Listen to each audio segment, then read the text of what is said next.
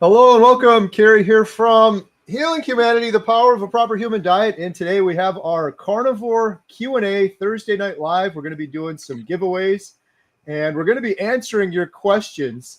Before I go around and introduce the panel, let me just announce this quickly. We're going to be giving away a Healing Humanity shirt. So start posting your questions right away with hashtag ribeye. We're going to randomly pick one of those questions and we're going to send you a Healing Humanity shirt in blue. So hashtag ribeye is the tag you want to use with your question. How's it going, Adam from Carnivore Today? Fantastic, Carrie. It's good to finally be back with you again after 14 long days, it seems. Was it 14 days? Something like that. It seemed like forever, but yeah, glad you're back. It's great to be back. Lynn, how's it going at Midlife Carnivore? It's going great. And Ashley with the awesome background. How's it going, Carnivore Brothers? Yeah, I had to throw it up there on the wall for that. We're getting some banners ready for the next meetup. So I found a nice hanging spot on the wall to annoy my wife with until we take it to the meetup. He doesn't like your decorating. I just surprised her with it. Speaking of the next meetup, Ashley, what do we got coming up next? Hey, it's crazy how fast it's coming up, but next weekend, it's crazy. It's next weekend, the 23rd, we've got Columbus, Ohio, and excited about this. And there's a couple pictures missing on this one because we actually had some late additions. Dr. Kiltz will be there, which is exciting. And the guest two more guests that are not on there. Robin Heron, which is Carnivore's grandma. Nice. If you are familiar with her, you know how amazing she is. She'll be there to help tell her story and for you to be able to meet in person. And then the one, the only, none other man but Jen Man is going to be there as well. So she'll be coming along. So super excited about Columbus, Ohio. We do still have tickets left. The VIP tickets are sold, but we do still have other tickets available. So if you are planning on going, please don't wait till the last minute. Get them now. Make sure we have enough spots for you and enough food for you. It's going to be a heck of an event. All of the proceeds from that go to our documentary and the series Healing Humanity. There's a link in the description below for all of our events. And we also have, for August right now, 50% off if you want to join our Healing Humanity membership site, healinghumanity.life.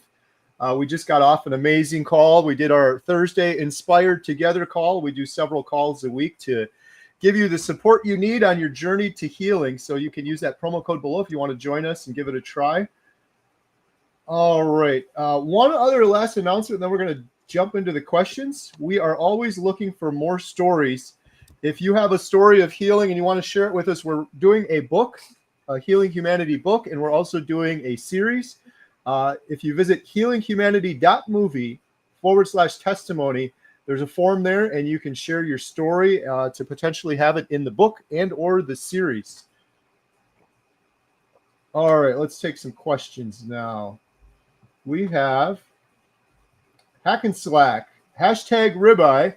Has anyone found that going carnivore has made fasting easier? I would say Definitely. yes. Yeah, definitely for me. I think that is, I've never focused on fasting before that. It was eat whenever and as often as possible, so I can't say that I ever tried fasting, but I can't imagine it being as easy as it is on carnivore because I just was constantly craving things. And so, it was very difficult to get through. I was never a hangry person, as some in my family are.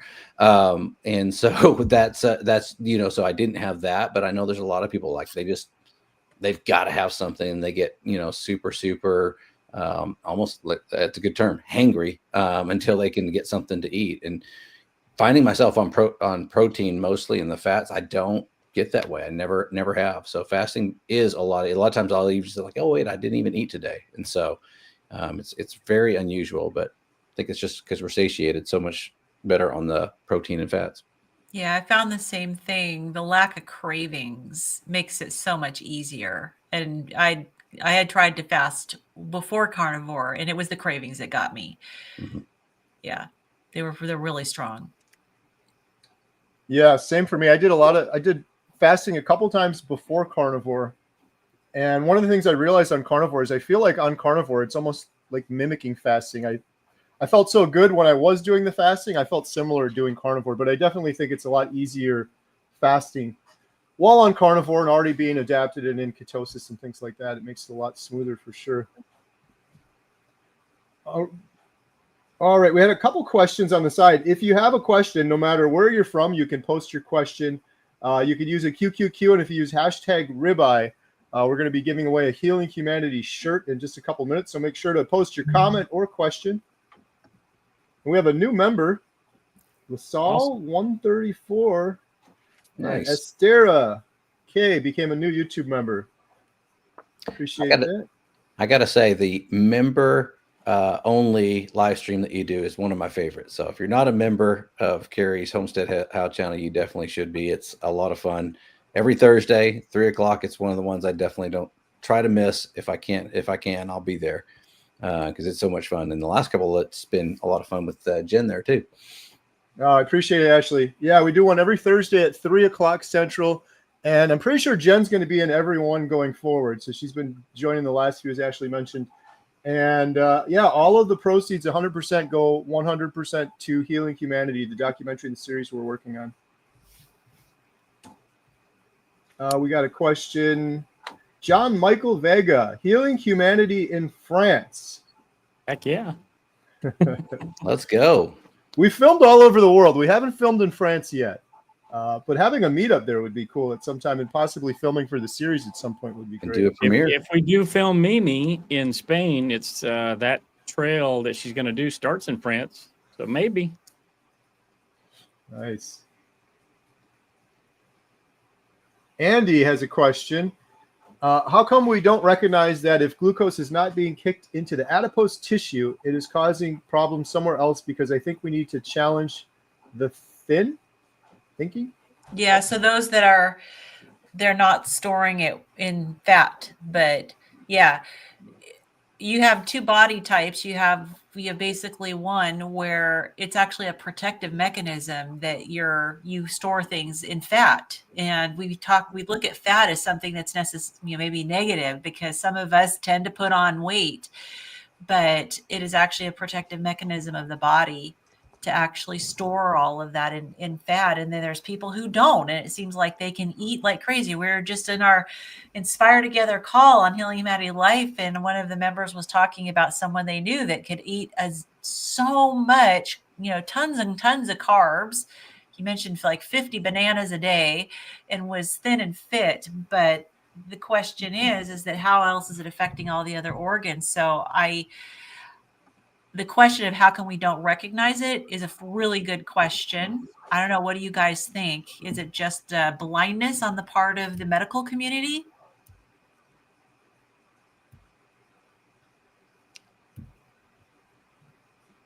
I don't know.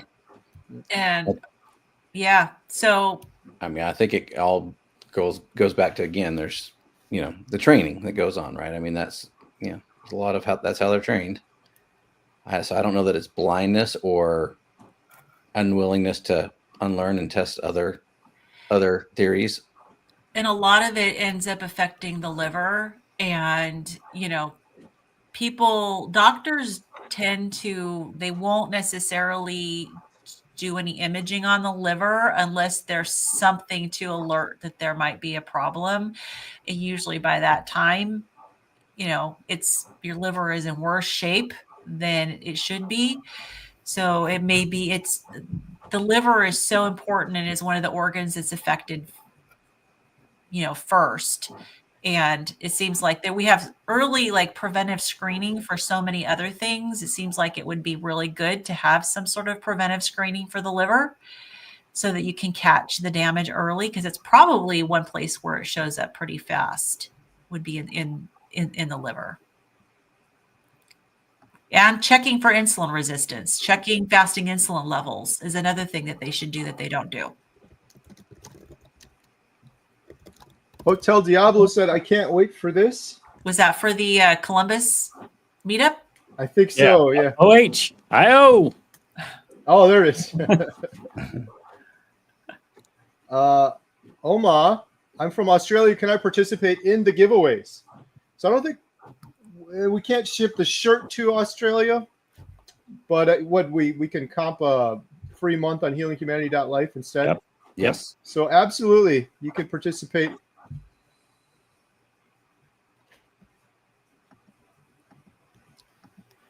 All right, the next question we have is from VJS. Will any of you be here in Tennessee for low carb for better health, September 12th? We all will. All of us. Yeah, very excited.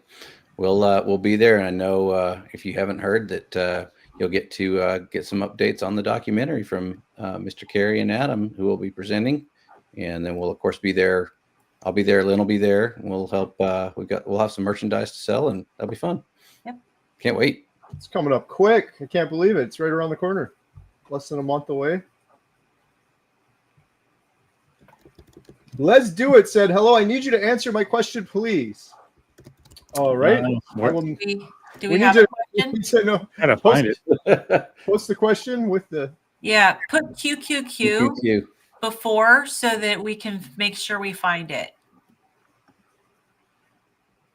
We have the Carnivore champions training for the senior games, Olympics nice. for old people. I'm Wow. running the 50 meter and the 100 meter. I'm doing a documentary about it. Dr. Baker ran a 100 meter race last night against high schoolers. Yes. So Lynn mentioned earlier, we had our Inspire Together call. That was one I forgot to mention. That was something that really inspired me since last week, and that's Dr. Baker, his training. Adam and I filmed Dr. Baker. He was the last interview we did for the documentary, and he was training track and field, and at almost 60, he's running with high schoolers, and it's really, really awesome, inspiring. That's cool. Carnivore champions doing a documentary about it. He wasn't too far behind him either, but I actually watched the Carnivore Champion, his video today, and he mentioned the documentary, and so I reached out to him as a comment on there, and he replied back saying he was doing this, which I know you've seen some of his videos, but he's been working on sprinting and some other things that he's been doing for a while, and yeah, super excited. That's really cool. He has a good channel. And I want to say, I hope I'm not wrong on this, but I want to say he's 59 years old. And so love what he's doing there too, and getting back into it, and wanting to, just like Dr. Baker, show out some of the others what his new carnivore transformation can do.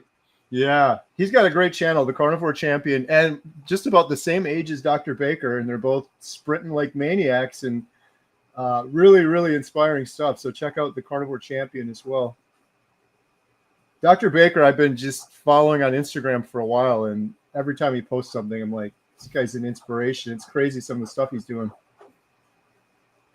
Well, I saw that race video, and I was like, this is a high school track meet. It looks like I was like, surely it's not Dr. Baker who's going to be sprinting in this, right? Because the first little bit, he's all way out to the distance, and then sure enough, here comes Dr. Baker. I was like, man, that's so fantastic. You got to wonder if some of those high schoolers know who he is, or if he's kind of a celebrity around. I mean, he's been on Joe Rogan, seen by millions of people twice now. Yeah. You look over and Dr. I Baker's was sprinting at my alongside daughter's you. old high school, because he lives, just right down the road from me. I wonder if it was at her old high school. Yeah. Just some dude said, just starting my journey of the carnivore diet, and I'm 8 days in. Yay. I'm 51 years old. So many questions. What's the best go-to snack to defeat the addiction of the standard American diet? Great question. Great question. Well, I would say the first thing you need to do is buy this book from Lynn over here, Lynn DeVokie. Thank you for the plug. Yes, I actually have mine here too. Just got my copies, the book and the workbook. Very cool. So, but for the serious answer, bacon is always awesome. You can have hard-boiled eggs, pemmican.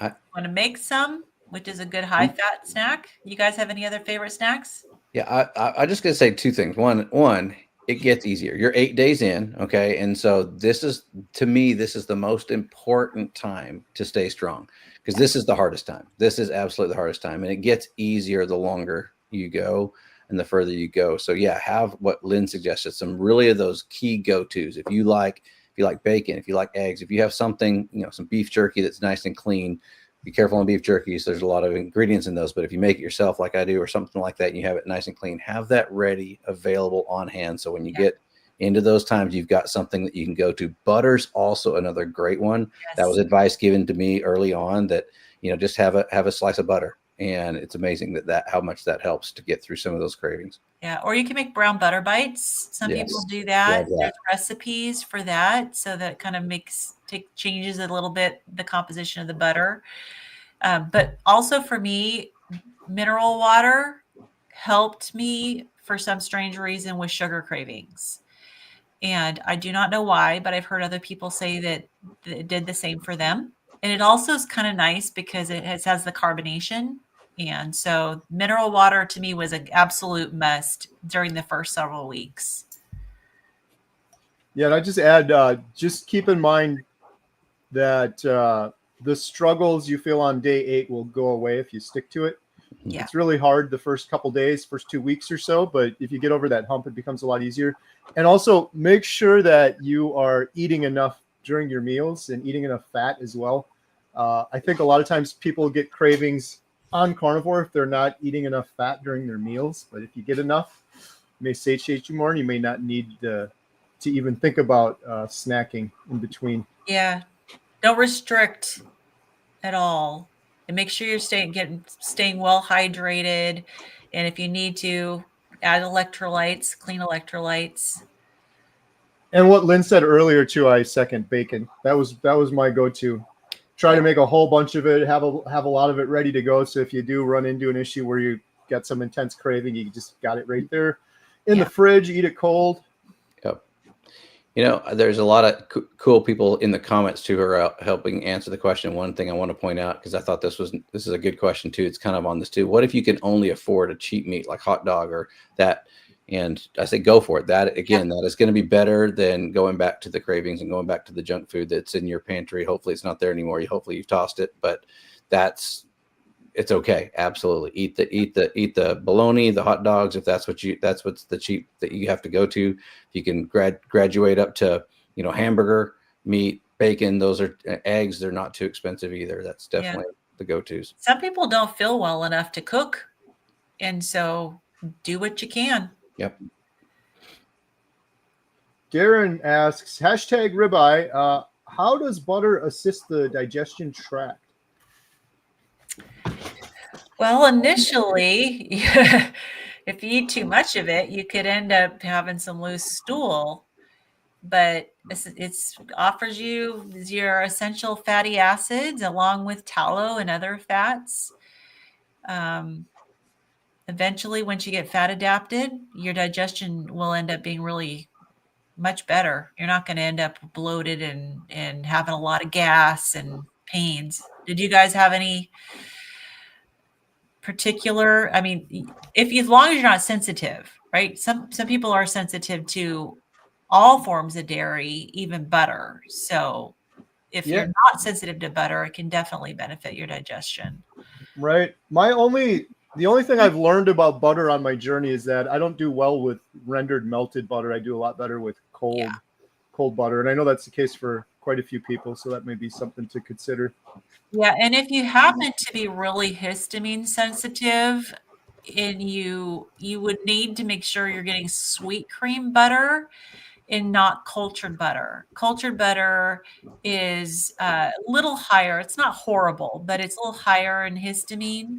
And so if you make sure you just use sweet cream butter, that will be better from a histamine standpoint. Some people don't even know whether they have histamine issues, but if you know you do, I'd stay away from cultured butter. All right, we're going to be doing the drawing for the shirt in a couple minutes, so make sure to post your best question with #ribeye. Lexi said, "Hey guys, sorry I missed the Inspired Together call today. Just got home after being with my sister all day." Awesome, Lexi. We missed you, but we'll see you on the next one. Yeah, Lexi, I left you a message on Healing Humanity Life site. So hope it went well. Kimberly said, "Hey, Carrie, did you guys have a great time in Alaska?" Yes, we did. Thank you. Here, I'll answer it with a picture. Does that answer your question? He found some new wildlife. Yeah, no, we had a great time. Thank you so much. It was nice to disconnect. It was awesome seeing Bill and seeing the beauty of Alaska with the whole family and everyone eating carnivore and everyone with that carnivore zen. It was a really nice, peaceful vacation for sure. I just can't believe you saw that many wild animals.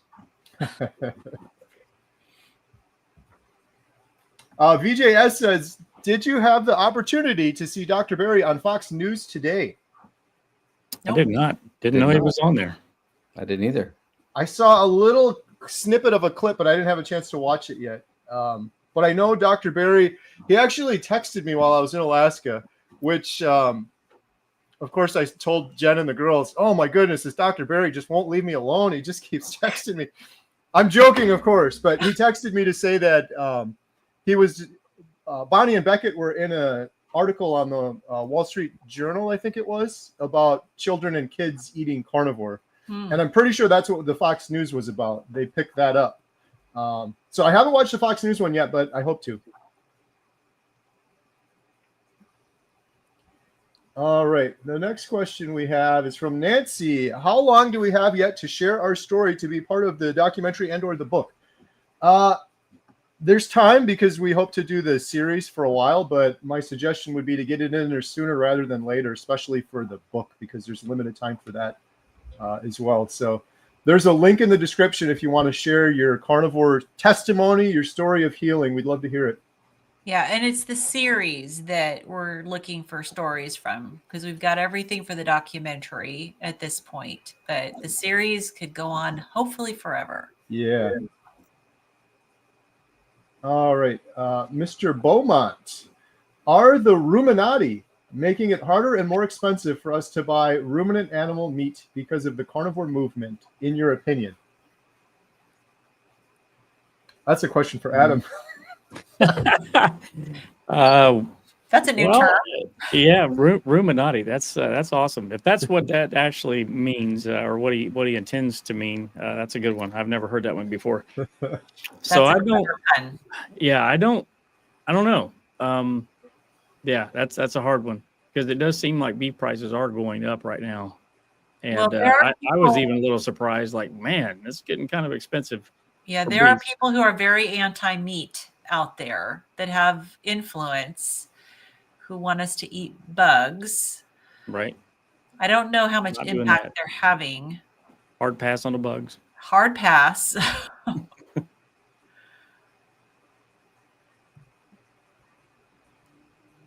All right. Mara Adams, how to deal with liver congestion when starting carnivore, causes rashes and skin issues for me. Well, I mean, I know Coach Lisa would say to drink some hot water with some lemon, fresh squeezed lemon in it every morning as you can tolerate, which will help. I would be interested to know if it possibly could be oxalate dumping, because very often that's one of the things that will happen is that you end up having the oxalates coming out with your skin.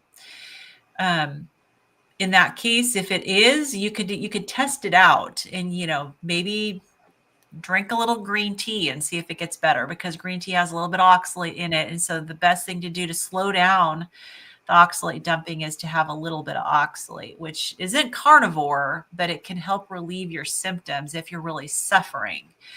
If you don't want to do that, then maybe try the hot water with lemon, make sure you're drinking plenty of fluids.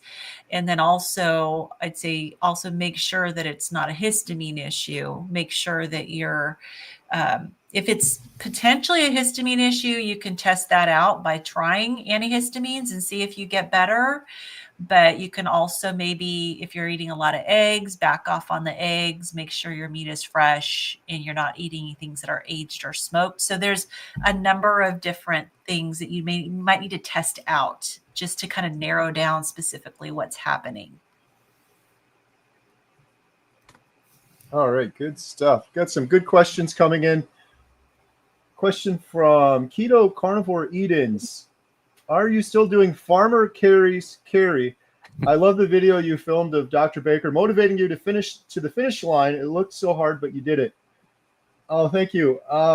Yeah, I've done a couple more. Actually, Ashley was over at the house, and Ashley did one here. And I was just talking to our friend Anthony Haydick, who just put out a video doing it. It's turning into a thing, the Maggie Challenge, the farmer carry. I haven't done it since Ashley came over. That was the last time I did it again. But while I was in Alaska, after Coach Lisa was here for a couple days for our Montello Theater meetup, and she had us doing the ruck vest. I ordered a new ruck vest, and Emma did, and I think Katie has one too. So we're going to be trying that for a while, using the ruck vest regularly, motivated by Coach Lisa. That was pretty intense, though. That's a good exercise, that's for sure. Yeah, and Anthony did it, I think, with 160 pounds, 80 each hand. 80 pounds in each bucket. I was like, wow. Wow. It's got to be harder with a bucket too, because you just have that little handle to hold on. Yeah, it's gonna hurt. No, he said the hardest part was because it was so low. He didn't even think about that. It was so low, it kept hitting his legs. So the buckets were going back and forth, so that was knocking him off balance because it was hitting his legs. So, but see, I don't think he sort of didn't understand what the Maggie Challenge was. It was just Maggie didn't actually like walk a quarter mile with those buckets. Right. So yeah, it was something that Carrie made up. It was adapted from what the you guys had to do with Maggie, and we inspired by what she could do. Exactly. And now look, it's turning into the Maggie Challenge that now Dr. Baker adopted. Now Anthony's taking it to the next level. We're gonna have a bunch of people with beat up ankles out there.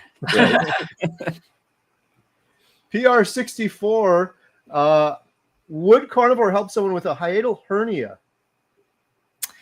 I can take that one. So excess weight can absolutely be a contribution to a hiatal hernia, because for anyone who doesn't know what a hiatal hernia is, it's where you end up with a tear in your diaphragm and the stomach pouches up through the diaphragm. And so it depends on, how severe it is, but you can get a hiatal hernia from a variety of different things, but excess weight is definitely one of them. So if you lose weight, it potentially can. It's hard to say. I've heard there's chiropractors out there that will actually do these, I guess, some exercise that can actually kind of pull it back down.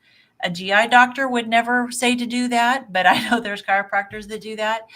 But of losing weight so that you don't have that continued pressure pushing on the stomach could at least help it not get worse.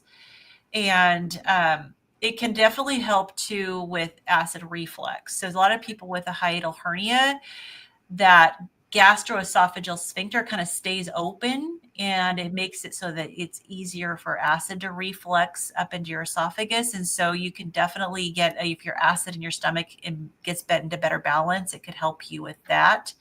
But I definitely would need to know a lot more about it to comment further. Right. Whenever I see questions like, would carnivore help with X?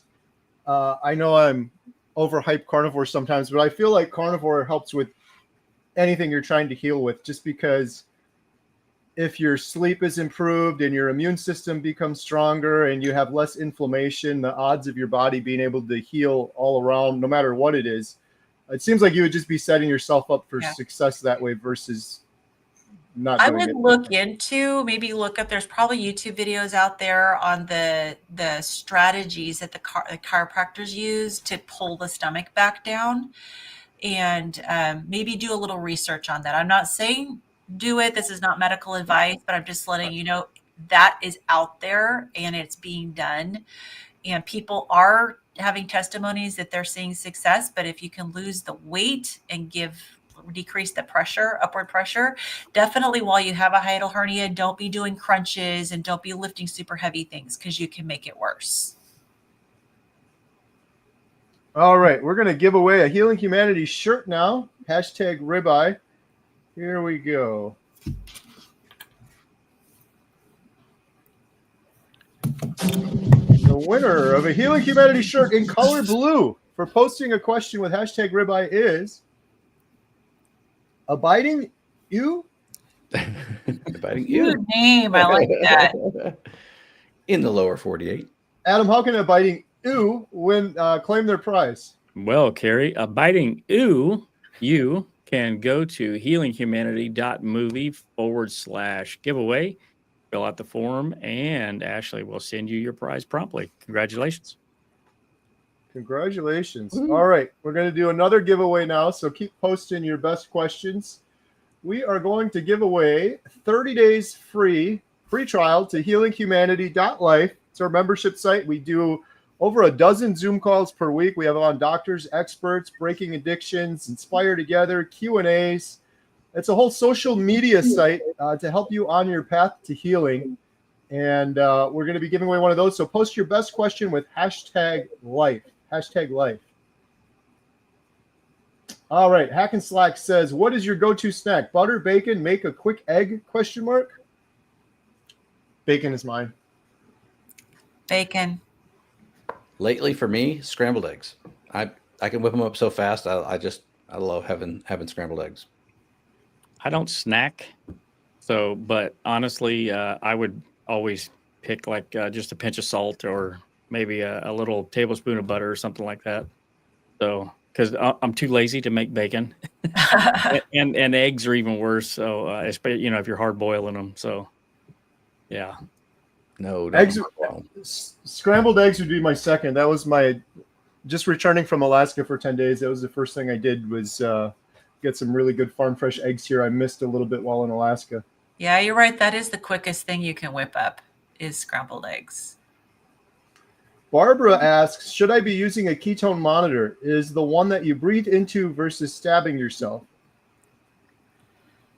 Yeah. Stabbing yourself is always going to get a little bit more of an accurate result for sure. Yeah.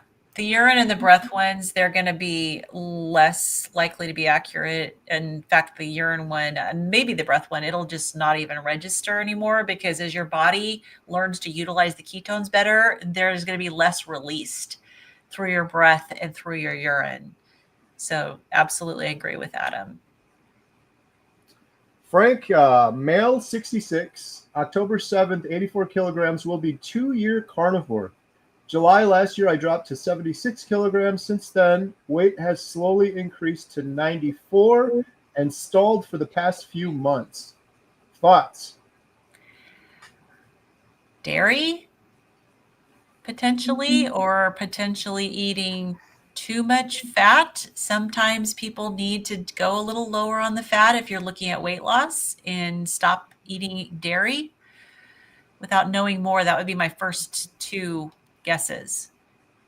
Yeah, I guess is 94 kilograms too much, or is what's your target? That would be good information to have. I'm assuming that it's too much since you said you started at 84.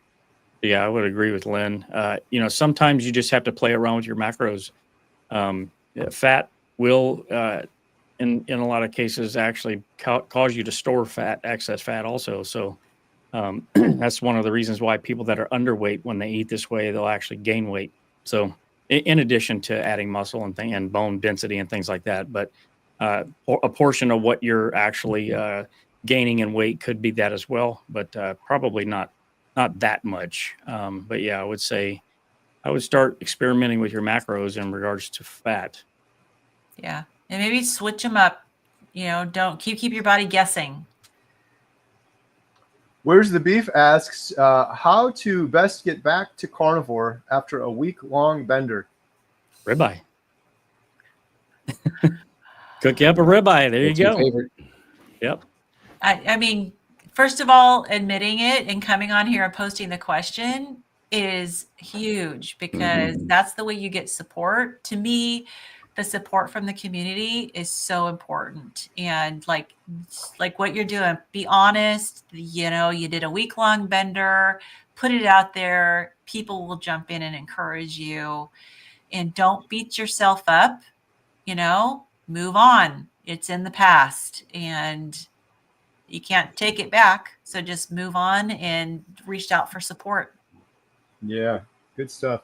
I would also suggest go to the grocery store and fill your entire cart up with meat. Then you're like, I got it. I'm doing this now, and commit to 30 days and write it down. Like put the brakes on, because some people, when they fall off for a little while, they tend to go off and on and off and on and off and on versus just slam on those brakes and make a plan. I'm going to do this for 30 days. I'm going to get the groceries. I'm going to maybe keep a journal and make sure I stay on top of things for 60 days is better, but 30 days is easier to wrap your brain around. So that's how I would approach it. And use it as a learning experience. You know, if you know why it happened, maybe you can prepare ahead of time next time if you're in a similar circumstance, and you know, so it doesn't repeat. Andy said, I saw Dr. Barry's stream where he talked about the Fox News clip. Did you know there was such a thing as meat addiction? The refuting doctor said that was an addiction. And then Sharon said, I was disappointed on the Fox doctor's remarks. Dr. Barry was excellent. Well, okay. So here's my thoughts on it. As someone who has a long history of food addiction issues, my addictions when it came to sugar and carbs presented as major cravings, sometimes to the point where I was digging through the trash. I was eating all sorts of crazy things that you're not supposed to eat, like icing that my daughter would have left over from some cupcake she made for kids. And, you know, I'd be in there with my spoon eating that, you know, that was the behavior that was part of addiction. And I've never heard of anybody having those types of behaviors for meat, where you are like so intensely craving that you're sneaking around and you can't control yourself. I don't know. Have you guys heard of anybody having that with meat? No, and thank you for saying what you did, because that is an addiction to me. Like that's a good example of what addiction looks like. And I can't, just like I've never heard of anybody having an allergy to ribeyes. I've never heard anybody having that kind of addiction. Now, do I crave a ribeye? Do I love it when it's ready? Yes, but those behaviors are a good example as far as what takes it to that next level of addiction. And I've never heard of that from anybody. And there's a difference between being hungry and needing to have your hunger, your nutritional needs met versus an addictive craving. You know? They're looking at it as in a negative light. So a couple things. I'm addicted to oxygen and I'm addicted to water. Does that make those bad? Right. So yeah, like Lynn said, these are the nutrients that our bodies need to replace the cells. That's just the way that human physiology works. So I think it's impossible to have a negative addiction unless you're causing some sort of like physical damage by eating too much steak and it ruptures your stomach or something like that. Yeah. I mean, and there's somebody who may have, but I've never met anyone who has had an addiction to meat. Right. I mean, your hunger signals and your full signals turn back on if they've been suppressed. I mean, they turn back on, and so it's hard to overeat meat. Now, some people still can, but it is hard. You get full.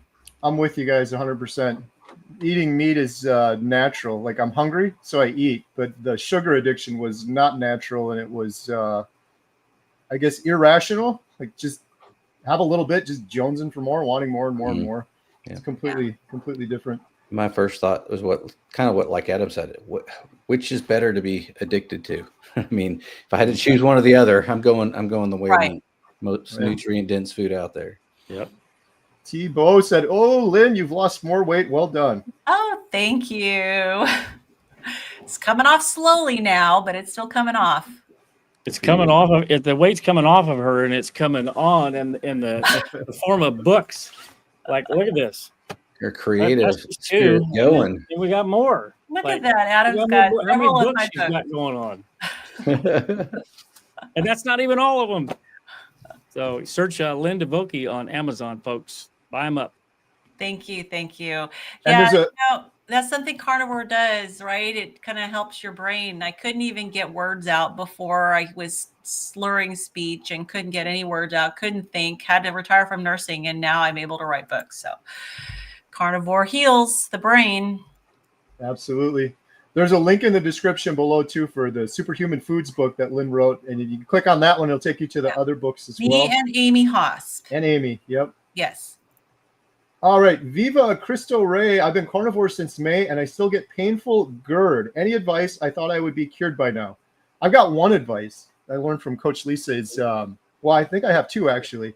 Be mindful of when you eat. I think if you eat right before bed, that can cause GERD, and the amount of water you're drinking while you're eating.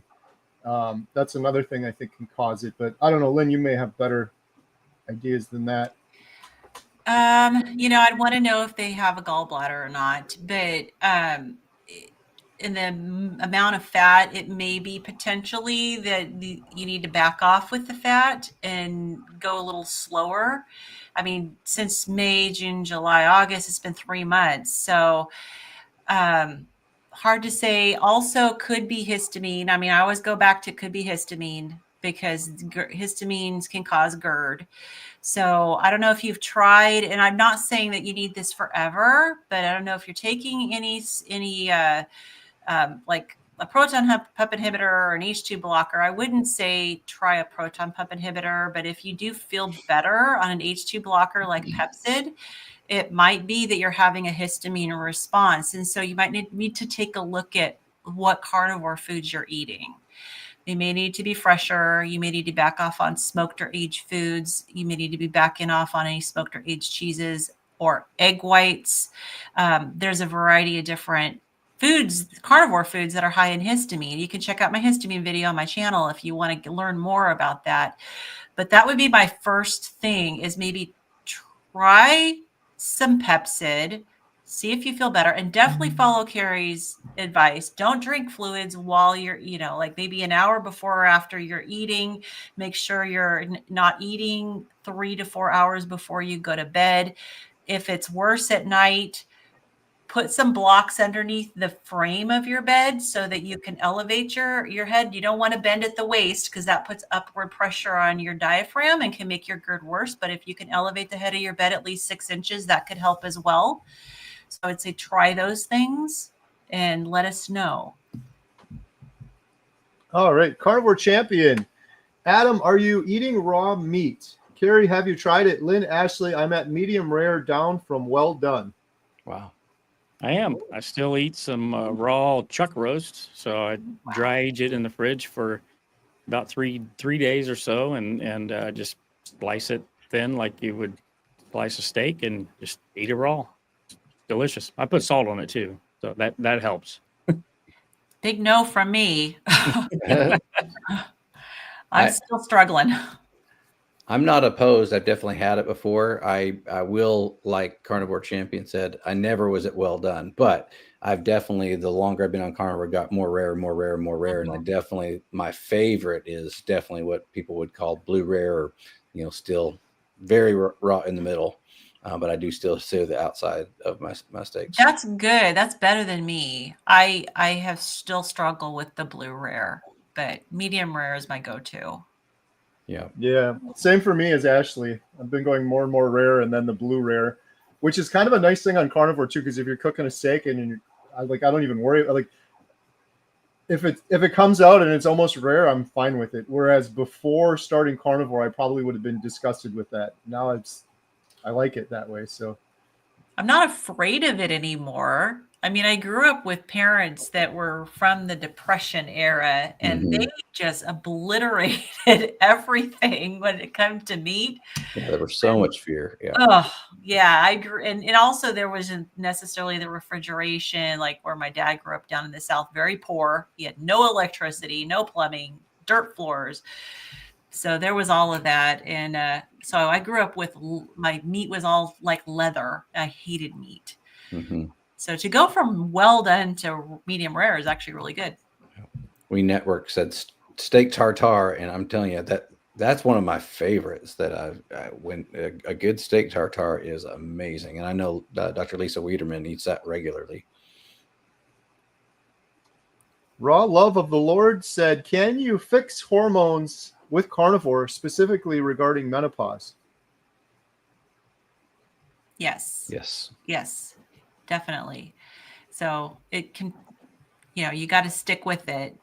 And on our membership site, healinghumanity.life, we do have a course specifically for menopause, and Coach Lisa actually teaches the course. So if you want to learn more, and we've got 50% off first month, you can join the membership site and go through the course. It's a very good course.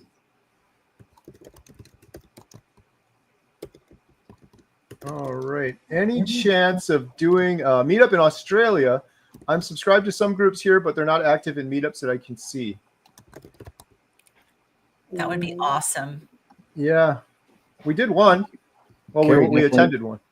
Carrie definitely wants to travel back to Australia, don't you? Yeah. He wants to get on that plane again. Yeah. Yeah, I know you didn't really appreciate the trip. Yeah, I love the country. I didn't love the travel there, but I would love to visit sometime. And I would think once we start doing premieres, you're gonna have to go back to Australia. Yeah. New Zealand would be nice too. Okay, we'll meet in New Zealand. How about that? New Zealand. Keto Carnivore Eden. Carrie helped me heal GERD by suggesting reducing water with meals. It worked. 4 months later and GERD gone. I used to take tons of Pepsid daily for years. Oh, that's awesome. That's wonderful. Good Shout job. out Coach Lisa, because I'm pretty sure I learned that from her. David, 2CU, is sugar-free condiments okay to consume? I eat mustard. I mean, I don't think any of us hold to if you eat mustard or, if you use certain seasonings, you lose your carnivore card. We're not like that. At least for me, I'm like, mustard is a good one for me because it's 0 carbs and I tolerate it. Mm-hmm. Yep. And I got to say 2 things. I also do, occasionally I like the, relish, pickle relish. Most of them are very, very sweet relish, but you can actually get a dill relish as well, which doesn't have any sweet in it. And that one's not bad either, but be careful when I hear the term sugar-free, I always caution people because sugar-free often means chemically substituted, right? It's got something else in there to give it a sweet flavor. So you've got to be real careful when it says sugar-free. Doesn't mean there's something else in there that's not making it sweet. And that can be a hindrance when you have something that is satisfying that sweet craving. Yeah. And ketchup, you can get no sugar added ketchup, but tomatoes are a fruit. It has sugar naturally. It could definitely trigger some sugar cravings if you're having, if you have an addiction issue like I did with sugar. All right. Wes McClaskey, any idea when the documentary is coming out? Adam. 1 more year. So. No. 2026. Yes. I'm going to do a video on this soon. Maybe we'll do a team video on this soon because we do get this question quite often. Just to recap quickly, we filmed 60 interviews all over the world. We're done filming. The last big interview we did was it was actually Lynn and it was Dr. Baker out in Washington. And we're in post-production, editing, color grading, all of that stuff now through the end of the year, which is a huge project. So I always remind people that people are excited. So I appreciate the question. And then some people are like, why is this taking so long? And that one's kind of frustrating. The reason it took kind of long is because the premise was to film several people over the course of a year. And we started down that path. So that makes things take a little bit longer. And the other reason is we didn't have hundreds of thousands of dollars up front to just go film everything and schedule it all out and go film 1, 2, 3. We had to do like a big, crazy 24-hour live stream that nearly killed us to raise money.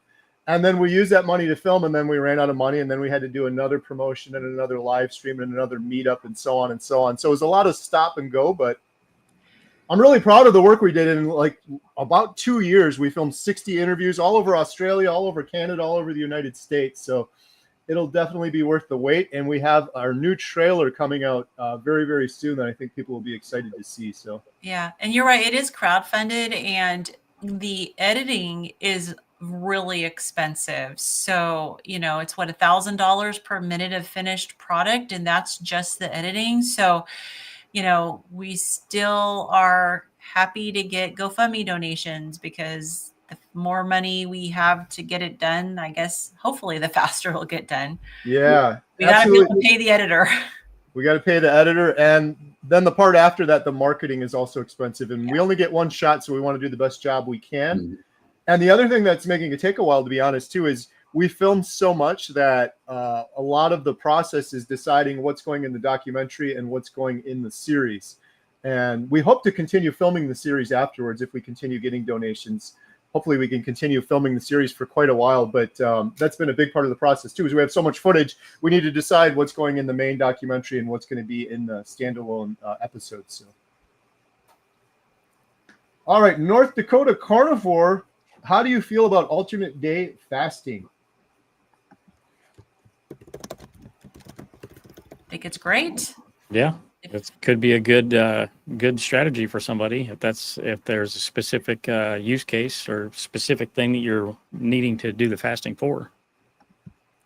I want to check your ketones if you're doing a lot of fasting. Make sure they're not getting too high. That's something actually I plan on going back to a little bit of North Dakota Carnivore, because I actually felt really good doing that, and so I plan on going back to that here pretty soon, just to do that myself and see if I can get into more of a regular habit that way. Just again, challenge to myself. So it's not for everybody, but how long has it been since you've done that, Ashley? It's been 6 months to, yeah. It's been a while since I did it. I did it for about 2 weeks straight where I did alternating fasting. So I'd eat in a 24-hour period and then I wouldn't. I'd be 24 hours fasted and then eat again. So.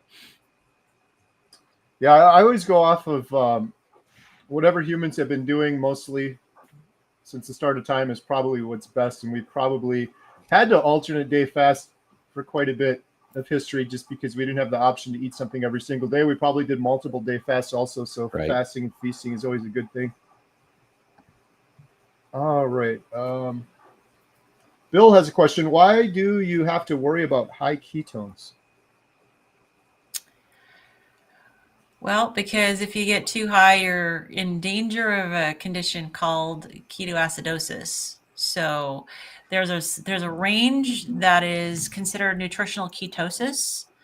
And so speaking of fasting, so sometimes fasting for too long can get your ketones too high. So the range is 0.5 to 3 is considered nutritional ketosis. So there's actually everything in balance, including ketones. It's not a more is better scenario. You want to be in the right range for nutritional ketosis and not put yourself at risk for acidosis. And most people aren't going to get acidosis, but it's something that you need to keep an eye on if you're doing a lot of fasting. Good stuff. All right, we still got a couple more questions. I just wanted to say, because we have almost 200 people on here now and some new folks that weren't on before. One more quick time. We have a big meetup coming up next weekend, August 23rd, Columbus, Ohio. There is a link in the description below if you want to join us, and there's more pictures to be added to that. Dr. Kiltz is going to be joining us. Carnivorous Grandma Robin Heron is going to be there, as well as Jen is going to be there too. She doesn't know that she's going to be speaking in front of everybody, but she's going to be. And we got a picture from Adam. Adam, what do we have here? Let me see if I can. Oh, wait, I got to open this in another window. Here we go. So when these folks talk about meat being an addiction, this is what I think that they are trying to portray, that, this is like some warped, my precious, like yes. we're cowered in a cave and just acting all fruity and crazy.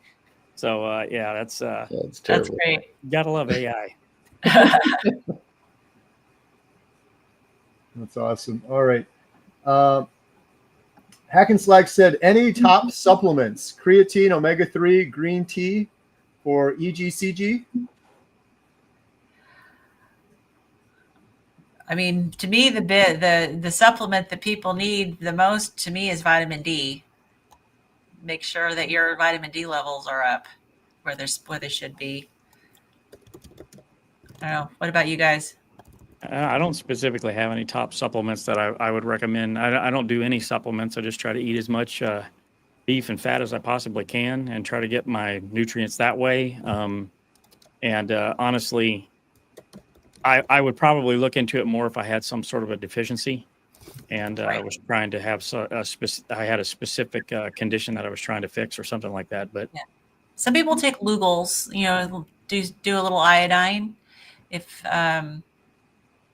especially if you live in a place where the goiter belt area where you don't get as much natural iodine in your soil.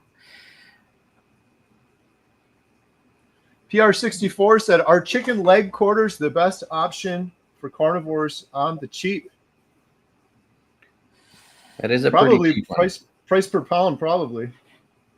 Yeah, it's hard to get much cheaper than that, I think, sometimes. But again, if you can, I get chicken quarters quite a bit for my family. They like that, but I think there's definitely different quality levels that you can get. But again, if it's budget, it's still going to be better than a lot of your options out there. And Lisa said, "Is steak tartare seasoned some special way?" Yeah, there's a lot of recipes for steak tartare depending on how you have it. So yeah, there's a lot of different things that you can do with it. And a lot of times it's served as in a fine restaurant when they've got a lot of different ingredients. But generally, most of the time it's made with a filet mignon, so it's a very nice, lean, tender cut of meat. And so it's the appeal of the kind of the raw, small cut texture of the meat in your mouth that is really a different experience if you've never had it before. But it's very good. To me, you can make it just with salt and be just fine, which is the way I'd go personally. But We Network has a question: "How long until tummy ghrelin dies to stop hunger pains from sugar withdrawal? Asking for my autistic daughter." I know a lot of people experience improvement after about 3 weeks, but I do think it's really individual. But when it comes to sugar, I hear that a lot. About 3 weeks is a pretty typical time frame. Yeah, and along with that, there's folks that say that if they have artificial sweeteners, that it kicks in their ghrelin as well, and could kick up the hunger again too. So just be careful that they're not consuming too much of the artificial sweeteners also. And PR64 said, "Are bone-in chicken wings a good option at most restaurants for carnivores, even though most are cooked in seed oils?" Yeah, Not with the seed oils. Not with the seed oils. I will tell you that Buffalo Wild Wings does not cook in seed oils. They cook theirs in tallow. So if you're going to get them anywhere, that's a decent place to get them.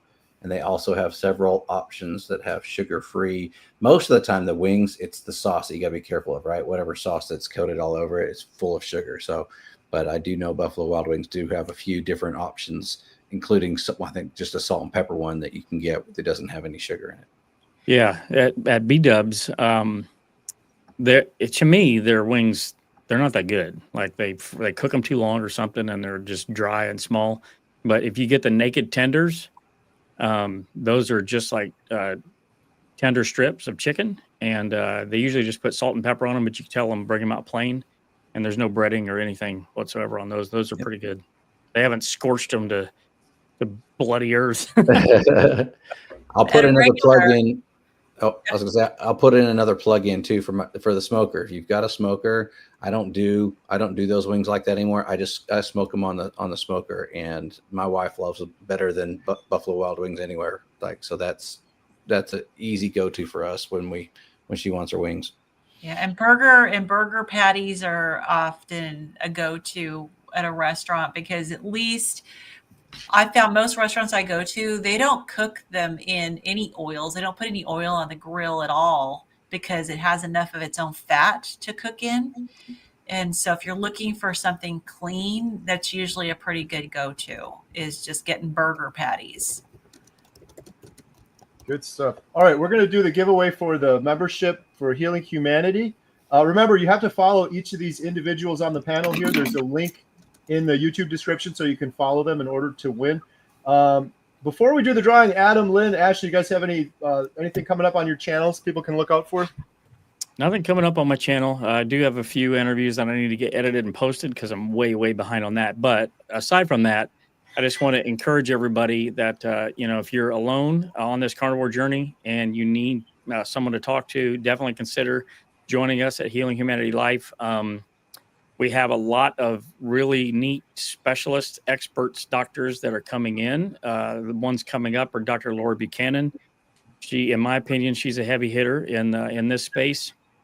Very knowledgeable, so you can get on a Zoom call with her and ask her all your questions. Obviously, she's not your doctor. She's not going to give medical advice, but she'll be able to guide you in the right direction that you need to go. Natalie West is another that's coming up, an integrative psychotherapist. So if you're dealing with mental health issues, she would be the one to get in and get your questions in with her. And we also have Professor Thomas Seyfried coming up as well. So we got a lot of really, really good names coming up in the next month and beyond. So we always try to bring in the absolute best in this space that we can in order to answer your questions. And it's literally $1 a day. You spend less than that on drinks normally. So, and you can get in and have direct access with over 10 Zoom calls a week. So just wanted to make sure that I got that plug in there for the experts that's coming up, because I did not get the image prepared. Go everyone. Good stuff. Lynn, you got anything coming up? I just wanted to elaborate further because I know Adam flashed the book a couple times, and the book Breaking Addictions, I wrote it for our Breaking Addictions group on our membership site, and it does have a workbook. The workbook is optional. There's questions, reflection questions in the book. The workbook is the same questions, just with lines, so you can actually write in the book. But if you want, this is based on 12 steps of Alcoholics Anonymous, but it's a 12-step program applied to carnivore or keto lifestyle. And so if you want to go through this yourself, you can. It is designed and written to be gone through in a group, but you can absolutely go through this yourself. And if you want the support of a group, you can find our group on our membership site, 5 meetings Monday through Friday. So, but this is available on Amazon. Love it. Good stuff. Ashley. Cool. Nothing on the channel specifically that I want to call out, but I'm going to point out the healinghumanity.movie website /events, because to me, I love the meetups. We've got the next one in Columbus next weekend. But even if they're not a Healing Humanity meetup, we're trying to post those on there too. So if you're doing a meetup in your area that's a local one, and you want to email me at ashley@healinghumanity.movie, I'm happy to get the details, work with you on that, and then possibly get that posted on there to keep everybody informed of all the meetups going on. So we've got one coming up in Michigan for Carnivore's grandmother or grandma. We're doing another one in DFW, Texas area, small one with Nia and myself. And so we'll post that information on there. Plus we've got Low Carb for Better Health and Hack Your Health coming up in November with discount codes and things like that there. So they're all located on healinghumanity.movie /events. And the Meat Stock 2026 as well. Right. Code HHLife with Meat Stock, code HHLife with Hack Your Health. And we're also doing a fundraiser in Tampa as well. And I think Ashley's got the link on the website there as well for that. Awesome. Good stuff. And we'll probably see on Carnivore Brothers a little vlog from the meetup in Columbus. No pressure. Ashley usually posts one after each meetup, and they're pretty awesome. Try to. Check out Carnivore Brothers. All right. I don't have anything big coming up other than I just did a video where Jen met Bill Knott in Alaska. So if you guys are interested in Bill's story or Jen's story, that's on my channel right now. All right. We're giving away 30-day membership, healinghumanity.life. Here we go. The winner is Dakota Daisy. Congratulations, Dakota Daisy. Adam, how can Dakota Daisy claim their prize? Well, Carrie, Dakota Daisy can go to healinghumanity.movie /giveaway, fill out the form, and Lynn will send you your code promptly. Congratulations. Congratulations. Sorry, I had to figure out who was going to send it. Like, Ashley? No, Ashley's not going to do that. Ashley t-shirt, right. Lynn code. Good stuff. Well, thank you guys all for joining us and for all of your great questions. We do this every week, every Thursday at 6 p.m. Central. we'll be doing this next week. Yeah, we'll be doing this next week just before the Columbus meetup. So we'll see you guys on the next one. Thank you so much. And if you didn't get your question in, you can always join the membership site. 50% off, link in the description below. Have a good night, everyone. Bye. Good night. Bye, everyone.